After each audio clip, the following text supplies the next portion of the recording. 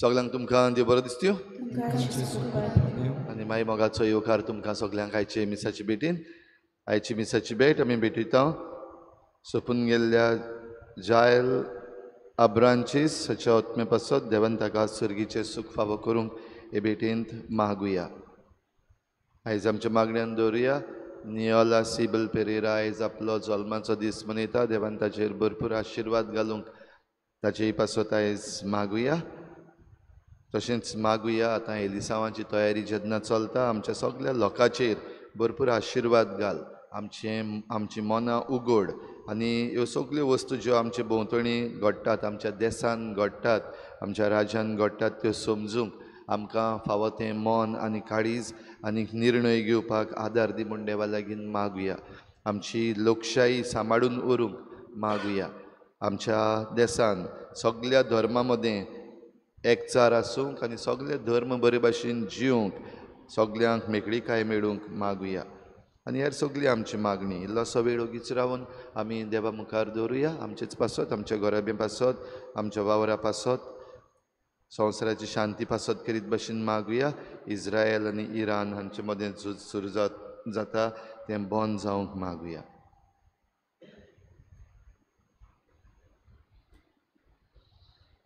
बापाचे आनी पुताचे आनी पवित्र आत्म्याचे नांवी आमच्या सोम्या जेजू क्रिस्ताची कृपा, बापाचो मोग आनी पवित्र आत्म्याचो एकवट तुमचे सव्या आसूं. जिविताचो उंडो जेजू आनी जेजू जिविताचो उंडो आमकां आपल्या बापाशी व्हरता, बापाची ओळख दिता. जायते फावटी ही बापाची ओळख घेवंक आमी फावो ती तजवीज करूंक ना. जायते फावटी आमकां दिल्ली बापाची ओळख कुशीन दवरून आमी ह्या संवसारान गुल्ल जाल्या. असल्या चुकीचे मिसाचे सुरवातेक देवा लागीं बोगसणे मागुया. हांव पातकी सर्पविदार देवा आनी तुमकां भाव भयणीनो म्हजो गुन्यांव चारून सांगता, मनान चिंतून तोंडान सारून वायट धरून बरें सोडून हांवें जायतीं पातकां केल्यान म्हजो व्हड अपराध. ह्या पासत भाग्योन सदांच सांकवार मारी सगळ्या दिवतांक आनी भोगतांक आनी तुमकां भाव भयणीनो म्हजे खातीर आमच्या सर्वेस्पर देवा लागीं विनोदी करात म्हूण प्रार्थून मागता. सर्पद्विदार देव आमची काकूत करूं, आमची पातकां बोगसून आमकां सासणाच्या जिविताक पावोवूं. सोम्या काकूत कोर, क्रिस्ता काकूत कोर, सोम्या काकूत कोर. प्रार्थुया. सर्वेस्परा आमच्या काकलुत्सरा बापा, खोटेपणाच्या काळोखांतलीं आमकां सोडून तुज्या थाव नाशिल्ल्या माये मोगाचे तुवें आमकां ह्या पासकां काळार दुबाव वर्ते पुरावे दिले. हें सोत आमी ओळखून घेवन तें थीर विस्वाशीपणान सांबाळचे खातीर ह्या दिसांनी तुज्या त्या माये मोगाची गोडसाण भरपूर चाकूंक आमकां फावो कर. आमच्या सोम्या तुज्या पुता जेजू क्रिस्ता वरवीं तो खरो देव तुजें सवें पवित्र आत्म्याच्या एकपणान जियेता आनी राजवट चलयता देवा सासणाच्या सासणाक.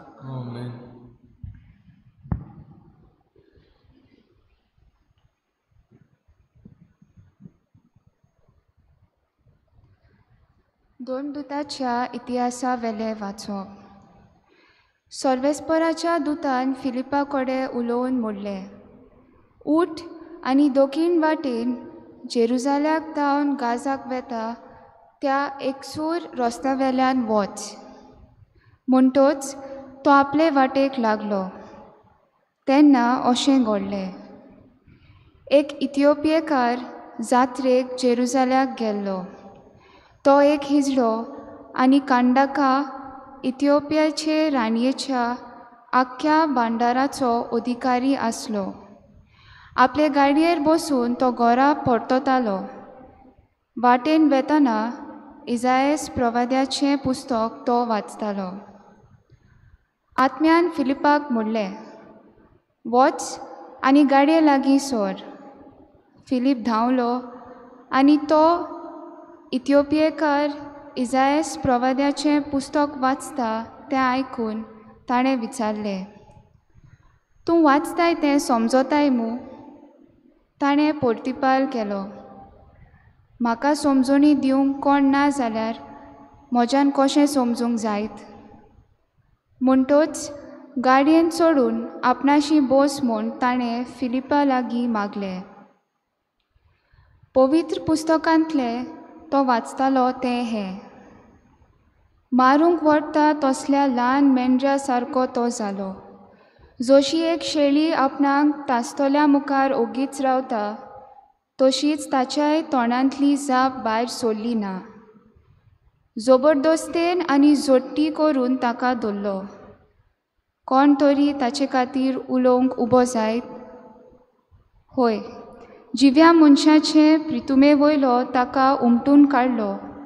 आमच्या पातकांक लागून ताका मोन्नाची खास्त लायली.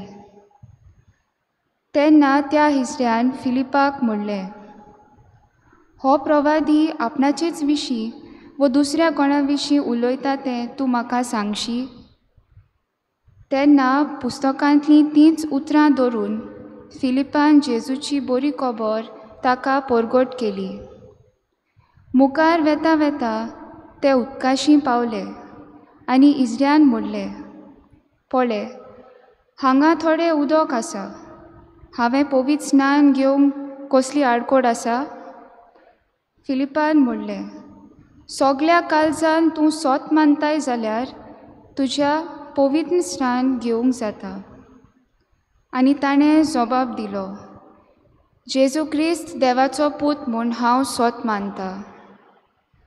ताणें गाडी थांबयली आनी ते दोगूय, फिलीप आनी इजडो, उदकान देंवले आनी फिलिपान ताका पवित्र स्नान दिलें. पूण ते वयर सरतोच सर्वेस्पराच्या आत्म्यान फिलिपाक उबारून व्हेलो आनी इजड्यान ताका आनीक पळोवंक ना. आनी सगलो दादोशी जावन ताणें आपलो फुडलो रस्तो धरलो. पूण फिलीप आजोताक पावलो आनी सगल्या शारांनी भोंवून शेजाऱ्याक वचो पर्यंत शुभ वर्तमान परगटीत रावलो. देवाचे उतोरे. देवाचे व्हड उपकार. आमचो जबाब जातलो. प्रितुमे वेल्या सोमेस्त मनशांनो, आनंदान देवाक ताळयो पेटात. सगळीं म्हणुया. प्रितुमे वेल्या सोमेस्त मनशांनो, आनंदान देवाक ताळयो पेटात. राष्ट्रांनो, देवाचें नांव वयर काडात. व्हडल्या ताळ्यान ताची स्तुती गाजोयात. ताणें आमकां जीव प्राण दिला आनी आमचे पांय हालोंक आडलूंक दिले नात. सबाब, प्रितुमे वेल्या सोमेस्त मनशांनो, आनंदान देवाक ताळयो पेटात. देवाची भक्ती कोत्तोल्यानो, सगळीं तुमी येयात आनी आयकात. म्हजे खातीर ताणें कितें केलां तें वर्णितां. ताका हांवें व्हडल्यान उलो मारलो. ताची वाखाणणी सदांच म्हजे जिबेर. सबाब, प्रितुमे वेल्या सोमेस्त मनशांनो, आनंदान देवाक ताळयो पेटात. म्हज्या मागण्याची देवान बेपरवा करूंक ना. आपलो मायमोग म्हज्या वेलो पयस काडूंक ना. ताचें नांव व्हड जावं. सबाब, प्रितुमे वेल्यान सोमेस्त मनशांनो, आनंदान देवाक ताळयो पेटात. उद्गार.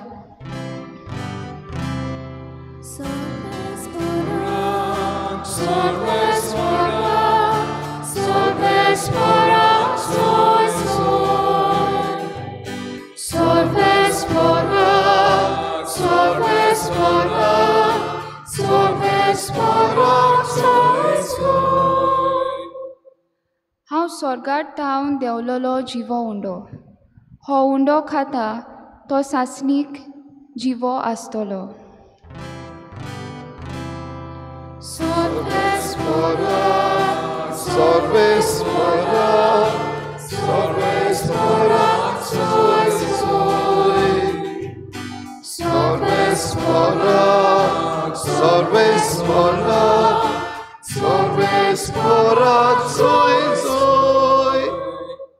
सर्वेस्पोर तुमचे सवे आसूं. तुमचे सवे आसूं.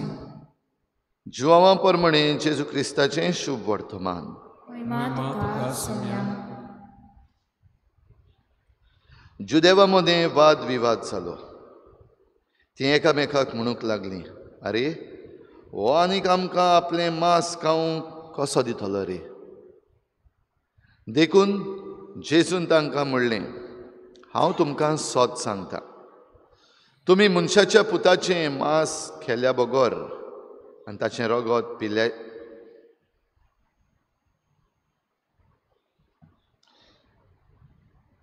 जेजून उरपंशीक म्हणलें, म्हाका धाडला त्या म्हज्या बापान कोणाक म्हजेशी ओडून हाडल्या शिवाय कोणाच्यानूच म्हजेशी येवंक जायना. आनी म्हजेशी येतल्या मनशाक हांव निमाण्या दिसाक नव्यान जिवन करतलो. ती सगळीं देवान शिकयलोलीं मनशां जातलीं अशें प्रवाद्यांच्या बरोवपांनी मेळटा. जीं कोण बापाचें आयकतात आनी शिकतात तीं सगळीं म्हजेशी येतात. कोणें बापाक देखला म्हूण न्हय, पूण जो देवातावन आयला ताणें मात बापाक देखला. हांव तुमकां सोत सांगतां, जो कोण विस्वास ठेवता ताका सासणाचें जिवीत मेळटा. हांव जिविताचो उंडो. तुमच्या पुर्वजांनी ओरोण्यान माना केलो आनी ती मरून गेलीं, पूण हो आसा स्वर्गार तावन देंवलोलो उंडो. कोणूय तो खायत जाल्यार मरचो ना. हांव स्वर्गार तावन देंवलोलो जिवो उंडो. हो उंडो खाता तो सासणाक जिवो आसतलो आनी संवसाराक जिवीत मेळच्याक हांव उंडो दितलो तो म्हजेंच मांस.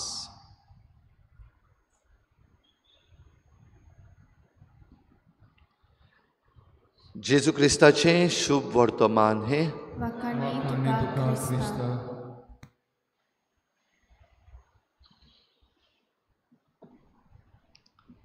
काल, आयज आनी फाल्यां ह्यो 3 घडयो आमच्या सगळ्यांच्या जिवितांत लागतात.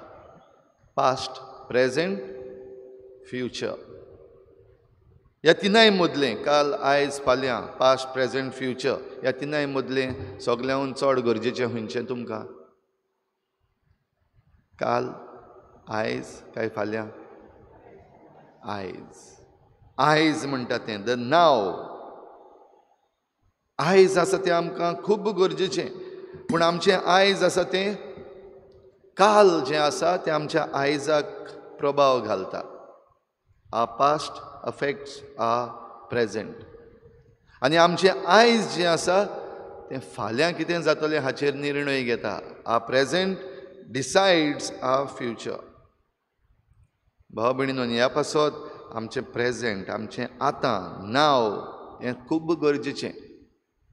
पूण आमचें पिशेपण, मनशांचें पिशेपण जायते फावटी हें जाल्लें आसा, आमी काल आहा तें इतलें घेवन बसलेलीं आसा की आमचें आयज आसा तें आमी जिवंकूच ना. आनी आयज चड वगत रावना. आयज म्हणटा तें थोडो वगत रावता, रोखडें वयता, नाच जाता. म्हणटच आयज जें जियोवपाचें आसलें तें आमचें काल आसा तें घेवन घेवन घेवन कालच्यो वस्तू, कालचें उतरां, कालच्यो निर्णय हें सगळें घेवन आयज आसा तें पिड्ड्यार. आमचे संबंद पिड्ड्यार कालच्या वस्तूंक लागून. आनी ह्या पासत आमचें फाल्यां बसोच ना. We are not able to settle our future, कित्याक आमचें आयज पिड्ड्यार जाल्लें आसा. आनी हें पिड्ड्यार जाता कित्याक? जे भाशेन हाचे पयल्या वाचपान आमी आयकलां, तो इंजडो फिलिपाक सांगता, हांव वाचतां तें म्हाका समजना, कित्याक म्हाका समजणी दिवपी कोण ना. समजणी दिवपी कोण ना, तरी पूण तें पुस्तक घेवन तो वाचता. इजायास प्रवाद्यांतलें वाचतालो तो, तरूय ताका समजनासलें. समजणी दिवपी देवान धाडलो, फिलीप, जेजूचो आपोस्ल. ताचे गाडयेर चड, ताचे बरोबर बस, ताका समजाय. फिलीप ताका वळखोच ना तो कोण तो. आनी फिलीप व्हडलो नामनेचो मनीस न्हू, वो आपोवन हाडलेलो रिसोर्स पासून न्हय तो. आनी तरी आसतना देवाच्या आत्म्यान ताका ह्या मनशाशी हाडलो, ताचे बरोबर बसलो, ताका समजणी दिली. आनी समजणी दिल्या उपरांत ताचें नांव आयज जें ताचें आसलें तें ताणें बदल्लें. जें समजणी नासलोलें आयज जाल्लें तें समजिकायेचें आयज केलें आनी ह्या पासत ताणें निर्णय घेतलो वय एक ऑपॉर्च्युनिटी आसा, एक सोयेग आसा. आमी वेता त्या रस्त्याचे कुशीक हें पळय उदक आसा थोडेंशें. ह्या उदकान हांवें पवित्र स्नान घेवपाक कसली आडखड आसा? ही ऑपॉर्च्युनिटी जी मेळ्ळ्या ही ऑपॉर्च्युनिटी हांवें घेवपाक हें आतां सगलें एक्सप्लेनेशन हें अंडरस्टँडींग घेतल्या उपरांत कितें आडखड आसा? एकूच आडखड, सगल्या काळजान सत मानप. तूं जरी तर सगल्या काळजान सत मानता जाल्यार आनी कसलीच आडखड ना. तुजें फाल्यां जालें बसलें. आनी देखूनच फिलिपान ह्या मनशाक त्या उदकान पवित्र स्नान दिलें. ही समजणी जी घेतलेली ती ताणें काळजान घेतली आनी त्या उपरांतलें ताचें जिवीत दुसरे भाशेन जातलें. त्या उपरांतलें ताचो वावर जो आख्खी ट्रेजरी तो सांबाळटालो राजाची, तो ताचो वावर वेगळे तरेन जातलो, आदले भाशेन न्हय. नागयतालो आदीं आपणाचें कमिशन काडटालो जाल्यार आतां जेजूक मानून घेतल्या उपरांत ह्यो सगल्यो चुकीच्यो वस्तू आसात त्यो सोडटलो, भ्रश्टाचार सोडटलो. जें परजेच्या बऱ्याक आनी जें आपल्या राजाच्या बऱ्याक पडटा तें करतलो. भाव भयणीनो, आयच्या शुभ वर्तमानान ह्या दिसांनी आमी आयकता जेजू जिविताचो उंडो, जेजू स्वर्गार तावन देंवलोलो उंडो. म्हजेशी कोण येता ताका केन्नाच भूक लागची ना, म्हजेर विस्वास ठेवता ताका केन्नाच तान लागची ना. आमची तान भूक ह्या संवसारांत आमी जियेता आसतना आमी जाणा. काल आमकां जिवितान कितली तान लागलेली आनी ती कितली भागल्या आमी जाणा. आयज आमची तान कितली लागल्या आनी लागता आनी ती कशी भागता हेंय आमकां दिसती पडटा. थोडी पावटी समजना. चडश्यो वस्तू आमकां आयज जावन गेल्या उपरांत ती काल जाल्या उपरांत मागीर समजता. लूक बॅक हें केल्या उपरांत मागीर समजता. पूण आयज जरी तर आमी ही समजणी जिविताची घेवन मुखार गेल्या जाल्यार आमचें फाल्यां बरे भाशेन उरतलें. आनी जेजू फाल्यां आमचें बरें उरचें पासत आमकां आपयता. बाप तुमकां आपयता, देणें दिता. कोणेच म्हजेशी येवंक जायना, बेश्टेंच येवंक जायना, कित्याक हांव जिविताचो उंडो. आनी हें जिवीत देवान दिल्लें आसा तें एक आमकां फुकट देणें. तरूय आसतना हें फुकट देणें घेवंक आमकां विचून काडलेलीं आसा. आनी देवान आमकां विचून काडलेलीं आसात तरी पूण हें जिवीत आमच्यान घेवंक जायना जरी तर आमी ताका आमचो जबाब दिना. इफ वी डोंट रिस्पॉन्ड, देवान आमकां हें फुकट देणें दिल्लें आसा तें फुकटूच गेलें, तें फुकटूच उरलें, तें आनी कोणा पासत. पूण तें जरी तर हांवें घेतलें, जी ऑपॉर्च्युनिटी मेळ्ळ्या, रस्त्याचे कुशीक कितलेंशें उदक आसा तें घेवन हांवें जरी तर हें जिवीत घेतलें, मानून घेतलें जाल्यार हें जिवीत आमचें. आनी हें जिवीत भाव भयणीनो आमी सुभागी, तुमी सुभागी जी सद्दां मिसाक येतात. दिसाच्या दिसाक हें व्हडांतलें व्हड देणें जिवीत मेळचे पासत हांव दितलों तें जावन आसा म्हजेंच मांस. ह्या मासा रोगताच्या जेवणान आमकां दिसाच्या दिसाक भाग घेवंक केदें व्हडलें भाग. जिविताचो उंडो, स्वर्गींचो उंडो, बापान धाडलेलो उंडो. तर हो उंडो बेश्टो आमी सदांच जेवण आमच्या पोटाक जेवतात तसलें जेवण न्हू, पूण सदां तोगतलें आमच्या आत्म्याचें जिवीत, आमच्या आत्म्याचें जेवण. आनी हें जेवण आमचें आयज समजूंक, आमचें काल मानून घेवंक आनी आमचें फाल्यां साकार करूंक आमकां आदार दिता. तर भाव भयणीनो, आमचें जिवीत देवाच्या हातान घालुया, आमचें जिवीत विस्वासाचें करुया, ताचेर विस्वास दवरुया. जेजूचीं दर एक उतर तें केन्नाच चुकीचें जावचें ना, तें केन्नाच फटोवचें ना. मनशाचीं उतरां जीं आतां आमी ह्या दिसांनी आयकतात फटवतलीं, ते फटयतले. जायतीं उतरां बेश्टीं उलोवपाक पडटलीं तांकां, कित्याक मोत मारपाक जाय लोकांक. तें तांचे लागीं जावचें ना, तें पासून सांगचेंच पडटलें आनी आमी आयकुचें पडटलें. पूण जेजूचीं उतरां, खंयचेंय उतर जावं, खंयचेंय उतर घे, तें केन्नाच चुकीचें जावचें ना. खंयचीं उतरां तुज्या जिविताक तूं घेवंक सोदताय आनी तुजें फाल्यां तुजो फ्युचर तूं साकार करूंक सोदताय तो ह्या आल्ताराचेर घाल. आनी ह्या आतां साद्या उंड्या सोऱ्याच्या बदोळणेन जेजूचें मांस रगत, स्वर्गींचो उंडो आमकां मेळटा, तो घेवंक तयार जावया.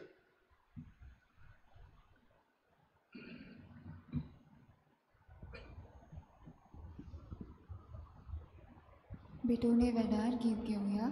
C6, page number 30. C6.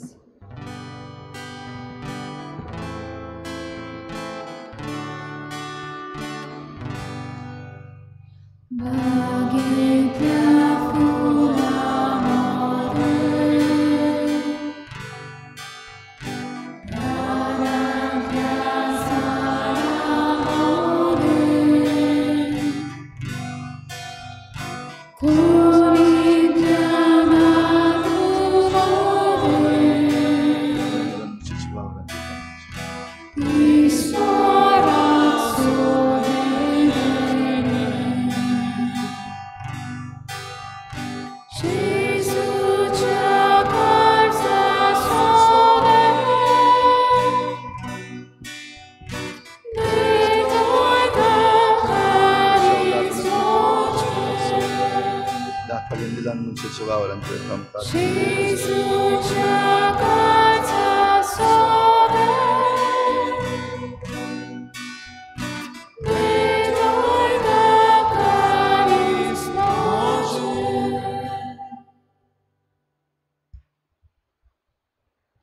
म्हज्या भावा भयणीनो, म्हजें तुमचें बलिदान सर पदवेदार देवा बापाक मानता तसलें जावं म्हण मागात.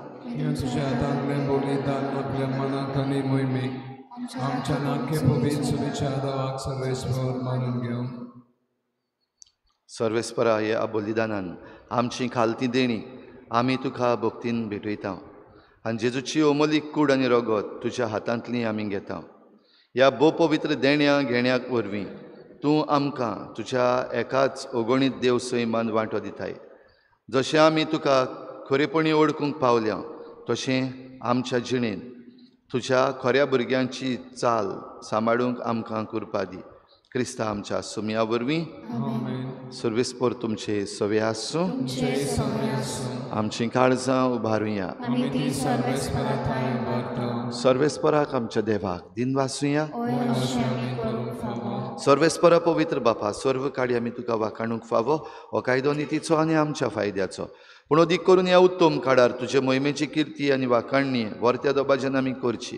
कित्याक जेजू जालो आमची पासकांची बोली. आमचे खातीर तो आपलें अर्पण करीत आसा. तोच आमचो शारोती जावन तुजे मुखार सदांच आमची राखण करता. एकदां बली जावन मारलेलो आनीक तो मरना, पूण सासनाक आसा जिवो. देखून पासकांच्या संतोशाच्या नादार उल्लासता सगलो संवसार आनी सर्गीचे सर्व दलबार निरंतरी गायतात तुजे मुखार. पवित्र पवित्र पवित्र दलबारांचो सर्वेस्वर तूं. स्वर्ग आनी संवसार भरला तुज्या वैभवान. सर्गी तुका सोय सोय. सर्वेस्पराचे नामे ताका सोय. सर्गी तुका सोय सोय.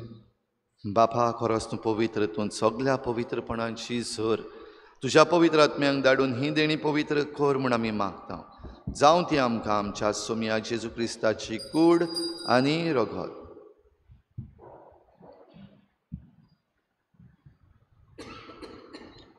आपलेच खुशेन कोश्ट मरण सोसूंक वेचे आदी ताणें उंडो घेतलो. तुका दिनवासून तो मोडलो. तो आपल्या शिसांक दिलो आनी म्हळें, हो तुमी समेस्त घेयात आनी खायात. ही म्हजी कूड तुमचे पासत समर्पणची.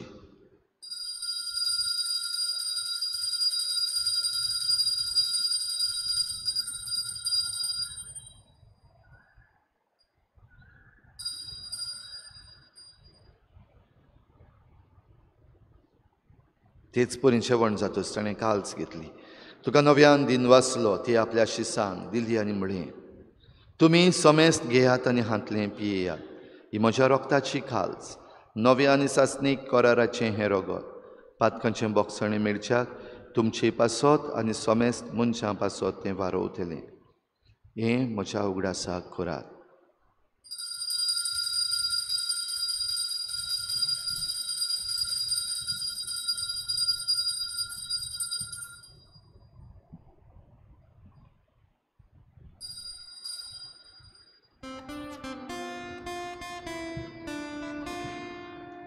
बाबार्ताचो घुट पर घोटुया.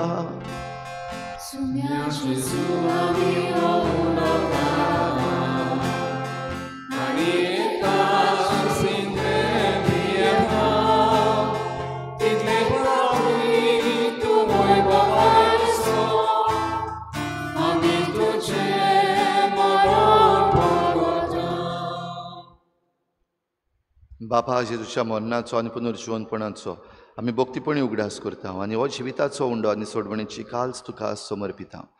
तुजे मुखार येवंक आनी तुजी सेवा करूंक आमकां फावो केलें देखून आमी तुका दिनवासता आनी जेजूची कूड आनी रगत शेवतले आमा समेस्तांक पवित्र आत्म्या वरवीं एकठांय कर म्हूण आमी नम्रतायेन मागता. सर्वेस्परा आख्या प्रितुमीचेर विस्तारलेले तुज्या पवित्र सभेचो उगडास कर आनी फ्रांसीस आमच्या बागयोन बापा, फिलीप नेरी आमच्या गवळी बापा आनी सगळे याज्ञिकी वर्गा बरोबर तिका प्रिती मोगांत वाडय. पुनर्जीवनपणाचो बरवस धरून मेल्यात त्या सगळ्या आमच्या बाबा भयणांची काकूत कर. तांकां तुजे इश्टागतीन मेल्ल्या समेस्तांक तुजें परजळीत मुखामळ पळोवंक फावो कर. आमा समेस्तांची हे भेटेक आयज हाजीर जाल्ल्या सगळ्या तुज्या भुरग्यांची दया कर म्हूण आमी मागता. आंकवार मरे देवाचे माई सांगाती तिच्या पोती बागयोन जुसे, बागयोन धर्मदुतां, बागयोन जुसे वाज आनी बागयोन फ्रांसीस शावियर सर्व काळी तुका मानवल्यात त्या सगळ्या भक्तां बरोबर सासणाच्या सुखांत आमकां वांटो दी. तांचे सांगता तुजी महिमा गावंक आमकां फावो कर. जेजू क्रिस्ता तुज्या पुता वरवीं. त्याच जेजू वरवीं, त्याच जेजू सांगता, त्याच जेजू थंय पवित्र आत्मेच्या एकपणान सर पदवेदार बापा सर्वंदन आनी वैभव तुका सासणाच्या सासणाक. कालचें चिंतून आयचें पाड घालनाका आनी आयज घुसपागुंदोड करून फाल्यांचें निसणटन कोन्न नाका. आमचें काल आयज फाल्यां बापाच्याच हातान दिवन जेजून शिकयल्लें प्रार्थना आमी सगळीं बापाक उबारुया. आमच्या बापा स्वर्गीच्या तुजें नांव पवित्र जावं, तुजें राज आमकां येवं, तुजी खुशी स्वर्गांत जाता तशी संवसारांत जावं. आमचो दीस पडटो गिराज आसा आमकां दी आनी आमी आमचे चुकल्यांक उपशिता तशी आमची पातकां भोगोस आनी आमकां ताळणेंत पडूंक दिवनाका पूण वायटांतली आमकां निवार. सर्वेस्परा सोर वायटांतली आमकां निवार. दया करून ह्या जिवितांत सबस्काय आमकां दी. सर्गीच्या सुखाक आनी आमच्या सोडवडणारा जेजू क्रिस्ताच्या येण्याक आमी बरवाशान वतरेकता तर आमकां तुजे उदार काकलुतीन सर्व पातकांतली सुट्टय आनी सर्व आकांतांतली वाटाय.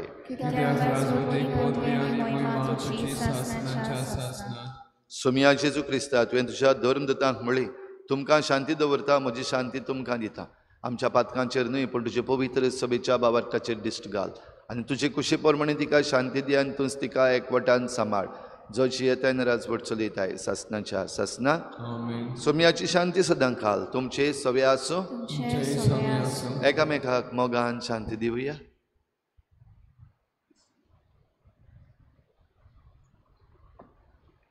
देवाचे शिले संसाराचे पाप काढले आमची काकूत कर. देवाचे शिले संसाराचे पाप काढले आमची काकूत कर. देवाचे शिले संसाराचे पाप काढले आमकां शांती दी.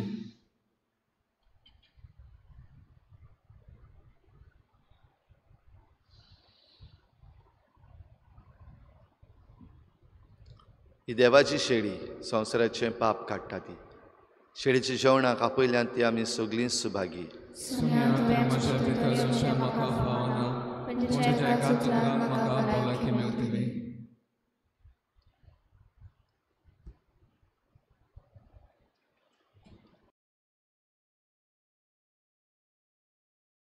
आत्मिक कुमयाव खातीर मागणे. मोगाळा जेजू तूं भोव पवित संस्कारांत हाजीर आसाय म्हूण हांव सत मानता. सगळ्या वस्तूंत हांव तुजो मोग करता आनी हांव तुका म्हज्या आत्म्यान घेवंक आशेता. हे घडयेक तुका हांव संस्कारांत घेवंक शकना म्हणटच आत्मीक वाटेन तरी म्हज्या काळजांनी तूं म्हज्या काळजांत आसा म्हूण समजून हांव तुका वेंगयता आनी आख्खीच तुका एकवडटा. तुजे कडसून केदींच वेगळो जावं म्हाका दिवं नाका. आमेन.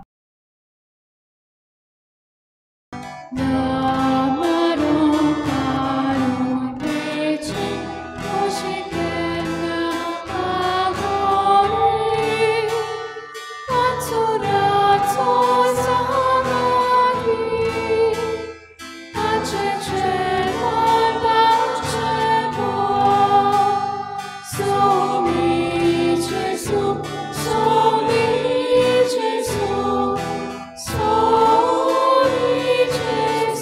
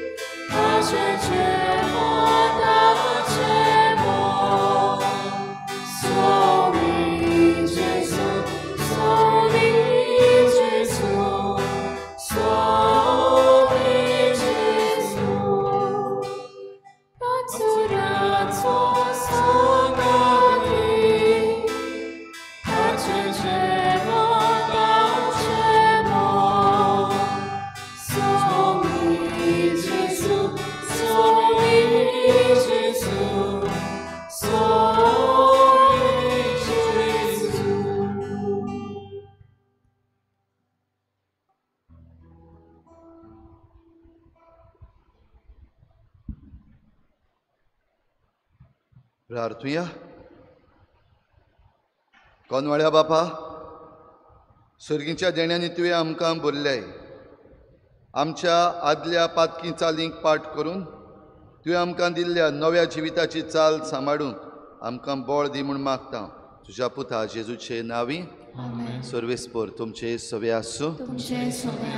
सर पदवेदार देव, बाप आनी पूत आनी पवित्र आत्मा तुमचेर आशिर्वाद घालूं. वचून या जेजूचे शांतीन आनी मोगान तुमकां धाडटा. देवाचे बोध उपकार. फिरगोस गवडीक सोबे पासत मागणे.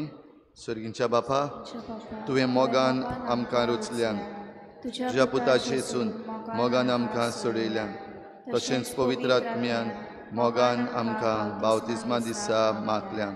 तुजो मोग चाकूंक आनी सगल्यांक वांटूंक आनी तुजो वावर चालू दवरूंक ह्या गवळीक वर्सान आमी आमच्या दोन प्रांतांत सगळ्या फिरगोजांनी फिरगोज गवळीक सोबेची नवी फुडारी वेंचून काडटल्या.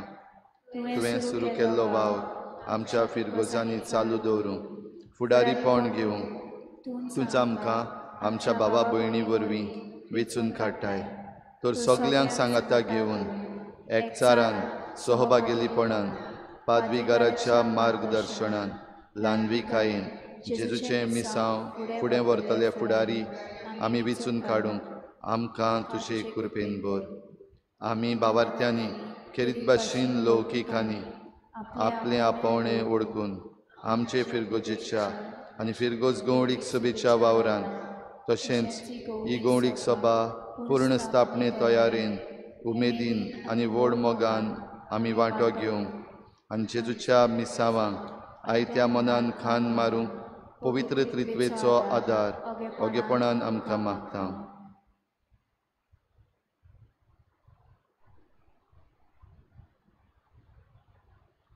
हें सगळें आमी तुजे कडेन मागता. तूं जो सगळे सुवातेर आनी सगळ्या वेळार पुता आनी पवित्र आत्म्याच्या एकपणान वावुरताय सासणाच्या सासणान. शेवटाक गीत घेवया. E12 page number 84. E12.